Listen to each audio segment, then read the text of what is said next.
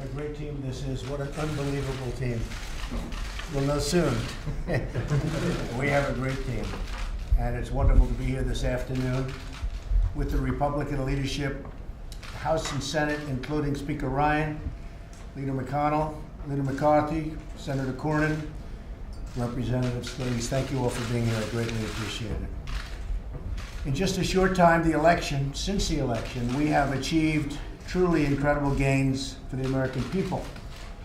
We've already added more than 1 million new jobs, and it's going up very fast. You see the new reports coming out, going up very, very fast, and approved a historic increase in military spending. We have increased the stock market values and values of corporations on the public markets by $3.4 trillion since November 8th.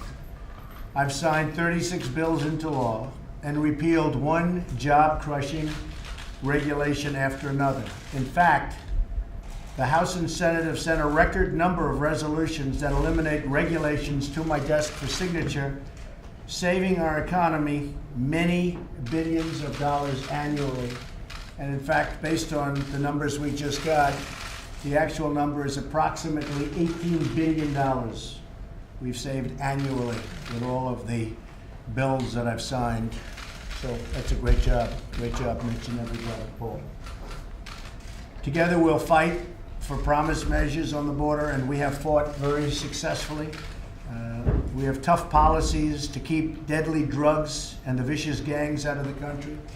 MS-13 is being taken care of at a very, very rapid clip by General, now Secretary Kelly. He's done an incredible job, really incredible job.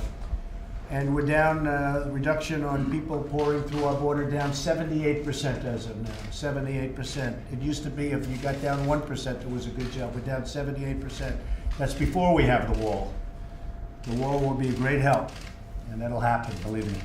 My administration is also working with Congress to rebuild our infrastructure. We'll be discussing that in great depth next week with Gary Cohn and with Steve Mnuchin and with Mike Pence and everybody else working on it, and to pass a massive tax cut, which will be the biggest tax cut in our country's history if it's passed the way we'd like to have it passed. It'll be the biggest tax cut in our country's history, and it will spur business like never before. At the core of this agenda is repealing and replacing the disaster known as Obamacare. Average Obamacare premiums have more than doubled from 2013 to 2017, including an increase of 203% in Alaska. Wow, that's a new one. I always use Arizona at 116. I got stuck at 116. Now we're at 203. That's pretty big. 123 in Louisiana. These are the new numbers, folks. I think after a year of talking about 116% in Arizona, you'll be happy to hear we have some new numbers. And 176% in North Carolina, a great state. Insurance carriers are fleeing and leaving many Americans with only one insurer or even no insurers to choose from, and that's been happening now in numerous states. And just this afternoon we learned the last statewide insurer in the great state of Ohio is leaving. So they don't have any insurers. That means another 20 counties in the state of Ohio will have no health care plan. If Congress doesn't act to save Americans from this Democrat-inflicted catastrophe, next year is only going to get worse. It's going to get a lot worse. Although I don't know how it can get worse than 203%, but I'm sure the Democrats will find a way.